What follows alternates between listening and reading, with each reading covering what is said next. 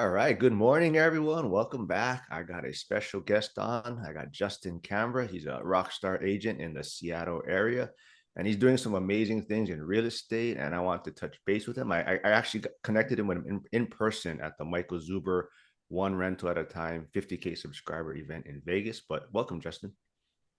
Good morning. Thanks for having me. Man, you're up early. It's like 5 a.m. over in Hawaii. It's 8 a.m. over here in Seattle. Yeah, I gotta accommodate all these rock star people that I can get them on my channel. So I try to accommodate them. But yeah, I'm an early riser, so it works. But yeah, glad to have you on. And I kind of just want to touch base on what you're working on and kind of your backstory and what you're doing right now. Perfect. Yeah, my backstory, you know, I got into real estate about 2016. I wanted to get out of the W-2 world. Took me 6 years to build up a portfolio to be able to make that jump. So I was at Amazon, left Amazon, let's see, Labor Day of 2022. So I'm coming up on basically a year and a half out. And in that last year and a half, the first kind of chunk I was living it up, living the free lifestyle, and then now I'm getting more passion into like helping other people retire and get out of their W-2 jobs, or at least make it optional. So that's you mentioned I was an agent. That's I spend a good chunk of my time today is helping people buy real estate investments. Can be in Seattle where I live, or out of state. I help a lot of people get connected with agents out of state to start their cash flowing rentals. So were you doing real estate investing before you started at Amazon, or how long were you at Amazon? And did you do real estate before that? No, no. I started at Amazon in was it like July 3rd, 2013. So, and I was there for a total of 9 years. And great learnings there, great mindset and like stuff I still use today from working there. But I didn't get into real estate until about 3 to 4 years into Amazon. And it's kind of like you're kind of stuck there because you get the golden handcuffs. You get roughly 2/3 of your money is you get every monthly check, but the other third is what's called RSUs, restricted stock units, and you get those and you get them today, but they cash out depends on your 1 to 4 years in the future. So if you ever leave, there's all these future paychecks out there. And I was like, man, I hate working here, but there's too much money to leave. So how do I make some money on the side, get these, RSU money at the same time, such that I can be able to leave? You touched on it a lot, that handcuff you mentioned. So like how did you break free from that? Like how did you or was there like a book you read or there was someone else around you in real estate? So a lot of it, actually, I'm wearing a shirt here. You can see bigger pockets. Yeah. That's probably the biggest uh, factor into it, but it was a lot of things. It's like how we met recently at Michael Zuber's One Rental at a Time meetup. So I would do local meetups in and around Seattle, talk to other people that were investing. I would do YouTube, podcasts, pretty much everything, a lot of bigger pockets, and I would expand off of that. And really, it was just YouTube University and sucking up as much as I could. And, before work, during work, after work, I was just all about it because I wanted to get out.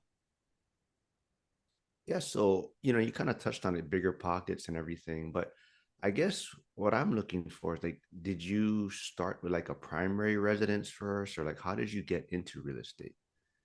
Yeah, so I'm actually still in my original spot. So in 2016, this house I'm in right now is a duplex. And I didn't know at the time until I got into bigger pockets that this is what's called a house hack. So at the time, I'm a sports guy, so I was like, I want something like a basketball. Take the shot, make it, get fouled, you get what's called an and one. And so I was like, well, if I have somebody renting, then the amount of money I have to pay is less. And so I'm in the same house hack. It's a 1 bedroom up top. I live in a 1 bedroom. Downstairs is a 3 bedroom. I'm doing medium term rental down there, which covers my entire mortgage.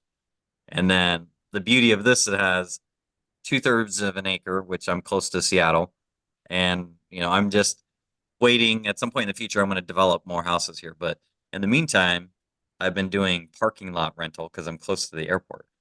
And like this month is my highest month there. I'm like almost at $2,000 in parking revenue. Yeah, I saw that. I mean, so that's going well. We can touch on that a little bit more after, but yeah. So I know. I mean, well, you started it, and it was a few $100s, I think, the first few times you posted it. So you're at $2,000 a month now. Yes, yeah. I think I Wow. just eclipsed. I started my first check was about March of last year, and I think I'm over $15,000 lifetime to date on Wow. it. It's just And been you had really great. a Business Insider article about this, or there was an article too, right, written about that, right? Yeah, I've been very fortunate because I was posting a lot about it, and I would tag Neighbor, which is the company that is the app for it. So conceptually, if you think about Airbnb, you're using that to rent your house, but you use Neighbor to rent your extra space. And so I would post so much about them, then they reached out to me, and I'm kind of one of their, de facto super users. And, it's a win-win. Like they help me get into these like publications because like I want to talk about what I'm doing and sharing with others to make money, right? Side hustles to get out of the W-2. They obviously want to promote Neighbor. So, between us two, I think we just submitted another one. I can't remember which one it is, but it's the fourth one article that they helped get me into their, kind of mutually benefit. Well, since we're talking about this real quick, let's touch on this a little bit. So, like, how many vehicles can you fit? Like, is there any logistic issues, like parking, or do you have the keys for them where you can move them or whatnot? Yeah, I wasn't get. I just texted. Oh, here it is. I literally am running into an issue right now where I'm at capacity basically because like before when I started I have the reason why I have all this space is that my property used to be part of the neighbor property, which is a 12 unit apartment complex. The previous owner did a lot split. Well, I took the parking lot and the duplex. That's why I have all, normally you wouldn't have all this paved space, but it's because it used to be the parking lot for the next door. So, but yeah, I have, let's see, in terms of car wise, I have rented spaces. I have 21 cars renting right now. And that's from small, like electric vehicles all the way to I have two 20-foot RVs that are sitting here. So I literally have to like figure out how many I can put in there. It's not striped right now. So I'm just like, hey, park 1 foot from this Mm. car, and they're kind of in and out. So I kind of am jockeying them around as they come in. But that's 21 cars that are rented, and I average about 125 to 150 per car. And then personally, don't ask. Over the years, I have personally 5 cars here, and then we have tenants that have 2 cars. So I have 28 cars here, and I have spots for 2 more. So I can do 30 total cars here. And I'm almost like I was telling my girlfriend, I was like, we need to just get rid of a couple of our cars because I could make a couple $100 more per car stall here. Wait. You yourself have 5 cars, or you're talking Yeah, about the tenants, your midterm, or just you yourself? no, me myself. Oh, I okay. have actually 7 cars. 2 of them are on Turo. Okay. And Okay. then Okay. yeah, but it was kind of one of those things where it's funny because we have 5 cars, not counting the Turos, but there's only one that's really reliable. So like, part of being financially free is like where you spend your money. Like I don't put money into cars. Like my newest car is 2013 and they all have, 100,000 plus miles. I'm like, instead of me spending $1,000 a month, like, most of them are all paid off. Um, and then I bought a couple the seller financed some vehicles off my brother. He wanted to get rid of them, and I needed a truck, so I ended up buying that off of him. All right, so what I'm picking up already is you're very opportunistic and just have this mindset of, kind of generating income so I guess what I want to know a little bit more about is so this duplex that you purchased, this property, was this Yep. your vision the whole time for the parking lot, or it just kind of dawned on you at a later date? At the time, I really didn't know what I didn't know. I was just like, man, there's a lot of space there. That seems great. We can do something, And then midway through, and I just rented the bottom, and then we had the whole. It was actually renting the bottom to an Amazon guy, and then he moved out, and then I converted it to short-term rental. And when I get it all, updated to, I think it was a 2018 or something, the painter goes, "Man, you got all this space. You should be renting this out." And being a landlord is where it's at. If you can do cars, there's no people that you have to talk to. I was like, "Oh, that's an amazing idea." And so that kind of was like the first thing, but then I just never ended up doing anything. And then when I heard about Neighbor in 2022, I was like, oh, or 23, it's like, this is the easiest way to make money to where, because I can build right now 6 units. Or if I tear this down, I could do 8 units. But if I upzone to my neighbor property, I could do 12 total units. So the end game, the max value is if I build it. But the goal here is how do I optimize on what I have today? And if I can keep this going where I'm making 2,000 a month just on parking, it's like the greatest thing ever. Yeah. Man, I love that. So we kind of veered off course a little bit. We were talking about, primarily real estate at first, but I think this goes deeper into like what you're trying to work on too is not, like side hustles, entrepreneurship. And, that's kind of what my channel is about is letting people know that there's just so many ways out there to make money and you just got to look at it from a different lens. But let's kind of go back a little bit to like your portfolio. Like, so how many properties do you have? Is it all in Seattle? And what are you looking to do with that now? Yeah, so portfolio wise, it is 44 properties, and I want to say it's like 115 units, and that's in 4 different states. So Washington, Wisconsin, Michigan, Iowa.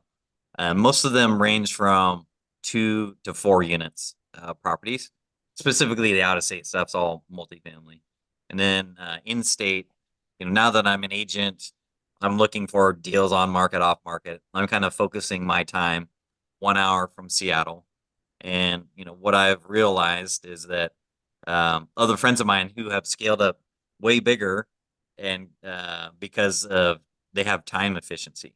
And with my portfolio, it's kind of a death by a thousand cuts because it's like I got all these different properties in 4 different states. I have 6 property managers that I'm talking with, and multiple LLCs and all that, bookkeeping, registration, and it's like I have to shrink that down and get bigger properties or higher dollar properties to where my time spent has more leverage.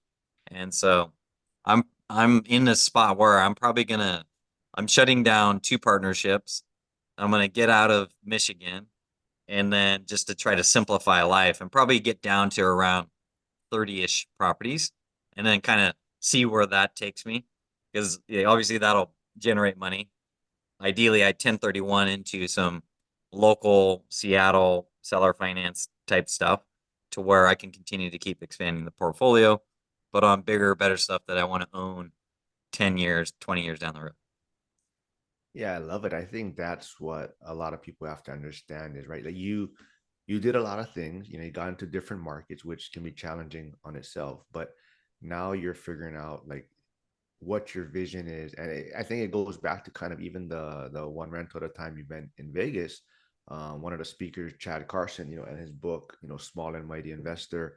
And like you're Yes. talking about kind of you created somewhat of a Frankenstein for yourself, right? Where you Uh-huh. like you're saying all these LLCs, these entities, in different markets, different property managers, and like right now, you're trying to prune the tree and figure out how to make things more efficient and kind of consolidate. But the thing is, you got started, right? I think that's the Yep. number one thing. And then Mhm. now you're just trying to prune the tree and make things more efficient. So I love that. So I guess maybe let's kind of go to, of the 4 markets that you started with. I mean, what was the biggest challenge or biggest obstacle in maybe getting started, not knowing what market to get into? The first thing is, and everybody gets into this, is like the first property and analysis paralysis. So like even when I was trying to buy this property I'm in right now, that the house hack, you know, yes, it's kind of crazy today in terms of market, but when I bought this in 2016, it was madness. Like I ended up getting this like 20% above list price, which at the time was just like crazy pricing. But it's doubled in the last, what, 8 years almost. So it's like it's paid off. But then when I got into like, okay, now I'm looking like really investing in other stuff, you know, at Amazon, when I moved there, I was doing finance. So I very quickly can analyze properties. So then it was just a matter of like finding a deal, finding the people that can help support you. The one good thing I had is that I wanted to get out so bad that I was like ready, fire, aim. And that's really been my whole thing is like just get in, do a deal, figure it out. And by design, the reason why I have this kind of smattering portfolio is that I never wanted one thing to be able to take me down. So when I buy these properties, I was only, it sounds small, but it's like 15 to $20,000 down to buy, $80,000 property, like a duplex.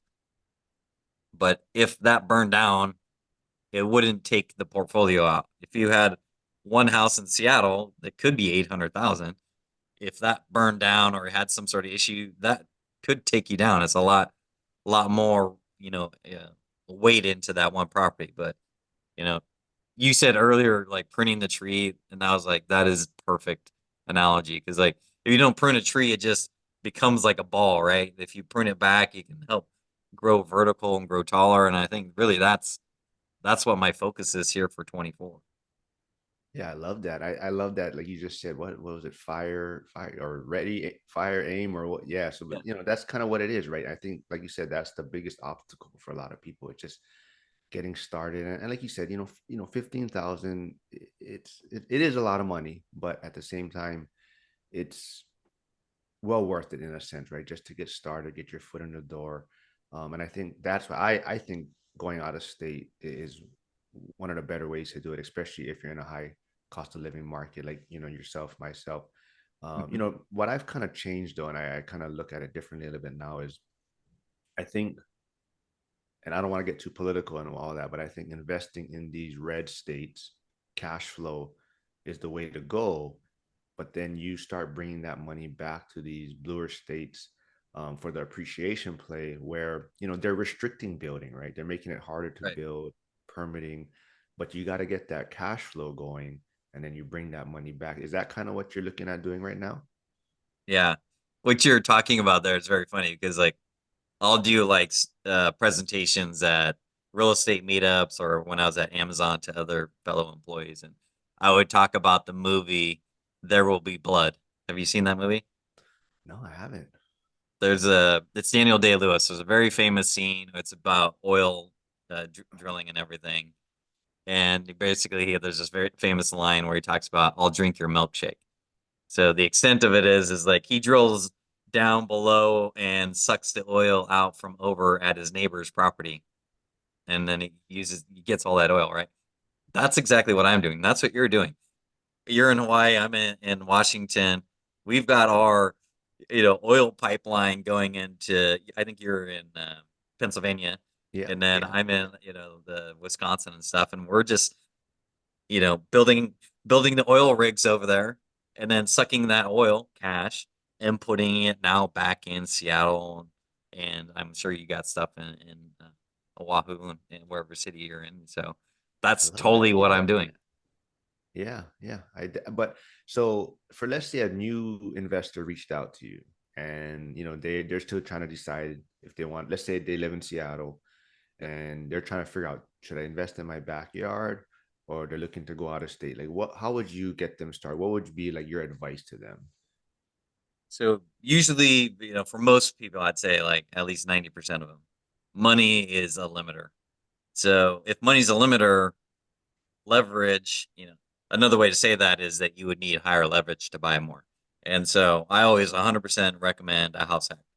So usually what I do with people that are local, I help them get a house hack in Seattle, 1 hour of Seattle.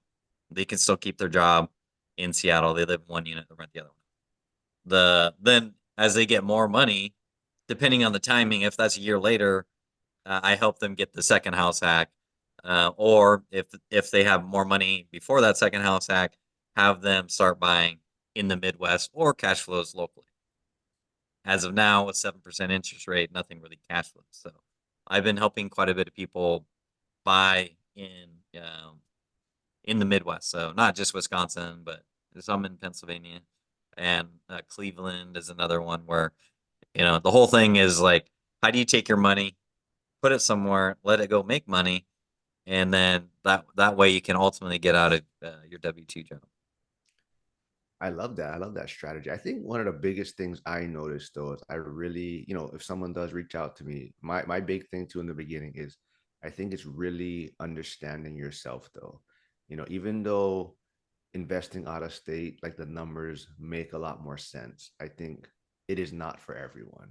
And I think maybe you can attest to that too. I mean, some people just don't have maybe the personality to deal with out of state investing. They're a micromanager. They have to be very hands on, and they cannot be so far away from their property and kind of let someone else kind of have control of it in a sense.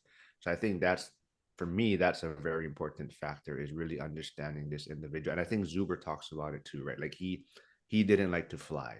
Like he was gonna invest in his backyard, Right. whatever driving distance, the return might be smaller, but it was what fit his personality. And I think that's super important, because even though the numbers do make sense in certain areas, sometimes it's also just knowing, yourself and how you're going to be able to handle things. But I love that. But I love the fact that like you started something at Amazon. I mean, I love that you were trying to help people, reach that financial independence like yourself. And how is that going? Are you still active in that? Yeah, I'm not as active, obviously, because I'm external to Amazon. The group that I created it is called Real Estate at Amazon. There's a crew of a committee that's still um, hosting events, multiple times a month to help educate people about real estate, such that they can build wealth. And if they love working at Amazon, totally stay there.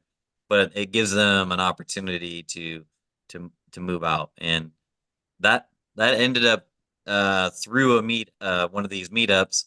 I paid for a charity auction item, and there's a guy named Will Bernard, and I spent $1,000 for a day with him. And the reason why I did that, ironically, is that if you got one of these raffle items, you got a VIP ticket to the dinner. And guess who was there? Bigger Pockets. Jay Scott, Brandon Turner, David Green. I'm like, I don't care what it costs. I'm gonna get something, right? So I ended up getting with Will Bernard. I spent $1,000 for a day with him, and it was absolutely amazing because he doesn't live up here. He lives in Southern California, and so I was like, hey, like I called him up. I was like, hey, I want to exercise this thing, and he's like, well, you want to do a Zoom call or something, or you want to come down here? I'm like, I'll just fly down there, like I want to get the max. Like I'd like to do everything hands on in person. And so I flew down there. He took me a couple different properties. He does like high end flips where like he's making hundreds of thousands, if not, he's made over $1 million on flips before. But the very first thing that he told me is like, you'd be an absolute idiot if you don't go back and talk about real estate and create a group there talking about real estate. Because, like, at the end, when you leave Amazon, like, everything comes down to doing deals. And so you need connections, you need money. So you'd be an idiot if you don't do it. I flew home, I started it the next week in December of 2019. First couple were in person, then obviously we know March of 2020, COVID. But yeah, it started with me and like two other people. And last count, it's over 2,300 people all over the US, some international.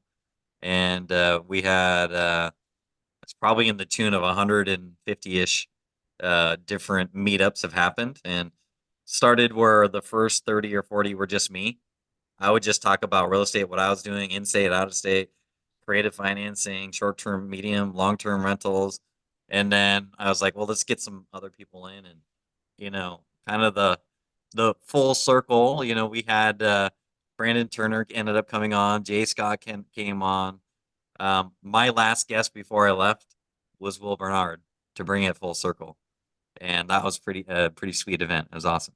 I love that. So, I mean, I'm sure you don't have an exact number, but do you think, like, how much people do you think may have reached that financial independence through this kind of group you started, or has anybody else left Amazon because of this? I don't think anyone's left yet, but in terms of have they increased their portfolio and their passive income, well, active slash passive income, 100%. Tons of people, tons of friends of mine that are they're in that group. There's other people that have left Amazon. They do have real estate, but a good friend of mine that helped take it from 100 to 1,000. He left because he created a company called the Salary Negotiator, and that he makes more money than he did at Amazon, helping people negotiate their salary. Starting positions, increasing at the job. So which is great because we stayed in contact, and he's helping me build out what I'm building now. It's called W2 to Freedom, where it's conceptually it's like what I was doing at real estate at is educating people on real estate to build this passive income to be able to live the life by design and have the freedom that they want. I love that. So when is this W2 to Freedom like YouTube channel gonna start, and or It's brand, I guess? So the brand's well, I should say there's no like brand logo to it yet. But in terms of the website's out there, full transparency. It's literally just a shell right now, just for people to reach out. But the goal is to get this in Q2, finish that up, because I'd want like digital products and um, masterminding, and where it's a community of people helping each other across the U.S., internationally too. Because really, what it comes down to is you can do it alone, but it's very difficult. So you have to be in a network of people that are doing stuff to where that's your new normal of doing deals. Because if you have, when I started, I didn't have any friends that had real estate.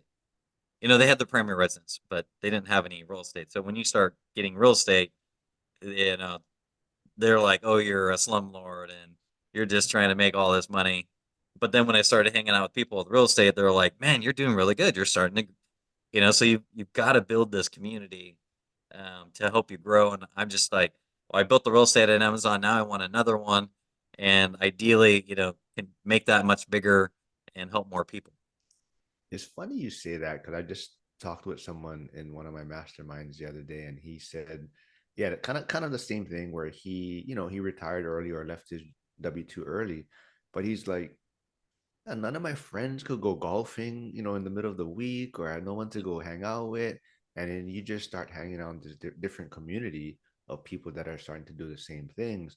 And that's how you progress. But, you know, that's what it is, putting yourself in these circles of people that are doing the same thing or doing what you want to do, or have the same vision as you. But I think that's why I'm also kind of putting you on the hot seat on when your YouTube channel or podcast, is going to start, so that everyone can kind of reach out to your kind of follow your growth that you're trying to put out there. Love it. Yeah. Well, let's I do this. love So it. today is April the 5th.